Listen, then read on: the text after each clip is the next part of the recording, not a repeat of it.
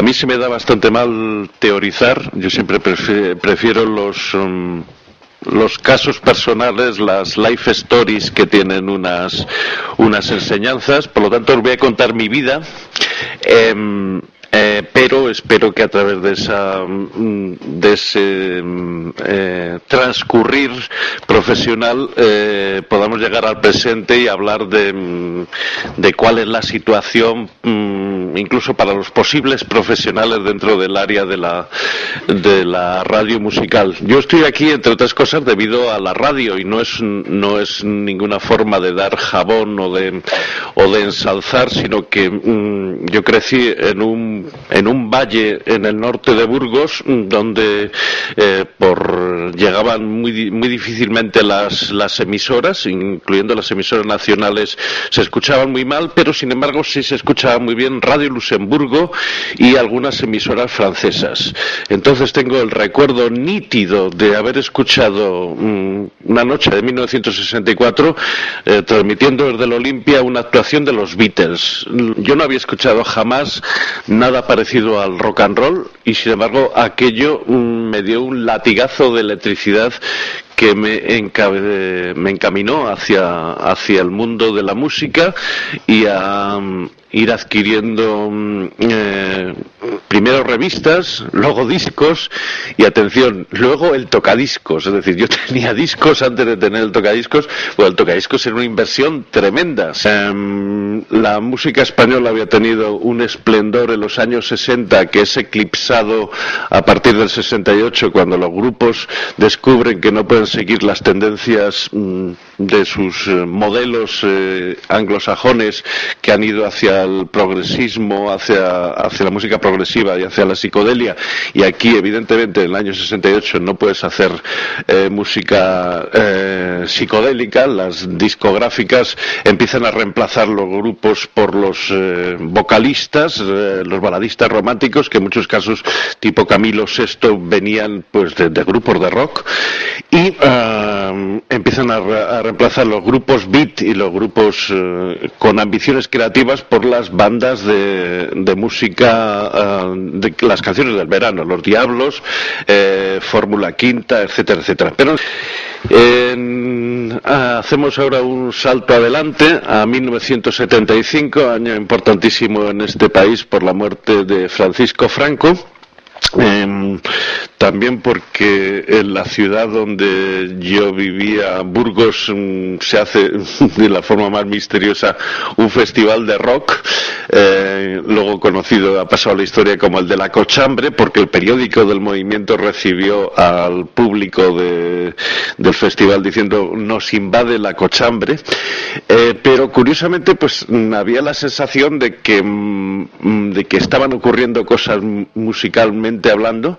En 75 parece que está ocurriendo algo, y como que del underground empiezan a salir grupos que son como un complemento al otro gran movimiento de los años 70, que son los cantautores generalmente politizados. Se empiezan a repartir frecuencias de FM, con lo cual evidentemente todas las emisoras, que siempre han considerado que tener diferentes postes de emisión es como tener dinero en el banco, se reciben esta posibilidad de emitir en FM.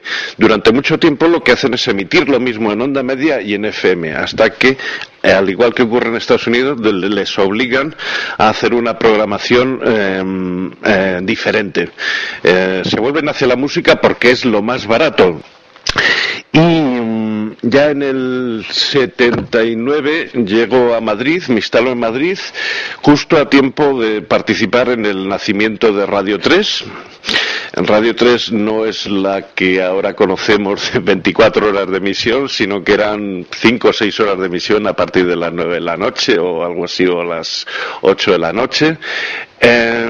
Y casi al mismo tiempo empiezo a trabajar en una de esas emisoras locales que mencionaba Nacho, que era Onda 2 de Radio España. Y era allí donde, de forma natural, en el 80, pues empezamos a recibir algo que en aquel tiempo era revolucionario, y es no esperar a que las discográficas te trajeran sus grupos, sino empezar a emitir las maquetas, las grabaciones de los grupos. Una proximidad muy grande, que es la que facilita este fenómeno que ya digo que se termina conociendo como Nueva Ola al principio, y luego ya es La Movida, un nombre que viene de fuera y que los que estábamos allí todavía se nos atraganta. Yo los primeros programas que hice en Radio 3, el primero se llamaba Canela y era de música tropical. Pero de repente, hacia el 81, nos proponen hacer, y eso es una gran iniciativa, un informativo musical. Eso se llama El Diario Pop, que pasa a la historia esencialmente por las iniciativas de Jesús Ordovás, que hace el mismo fenómeno que se hacía en Madrid, de acoger a las maquetas de los grupos. Él lo hace a escala nacional. Y de repente le llegan unas maquetas de un grupo de Vigo que se llama Siniestro Total. Y Ordovás empieza a poner estos temas que decían verdaderas burradas, como Ayatola, no me toques la pirola, matar hippies en las CIES, todos los ahorcados mueren empalmados. Ordovás lo va poniendo muy poquito, poco a poco, por si acaso de repente cae la porra de la dirección diciendo que no ponga esas cosas. Y lo extraordinario es lo que ocurre en ese momento es que empieza a crecer la curiosidad por ese grupo que se llama Siniestro Total, y al poco tiempo llega una maqueta de Elche, me parece, de alguien que se llama Pepe Tan Solo, que hace una canción que se llama Yo quiero ser batería de Siniestro Total.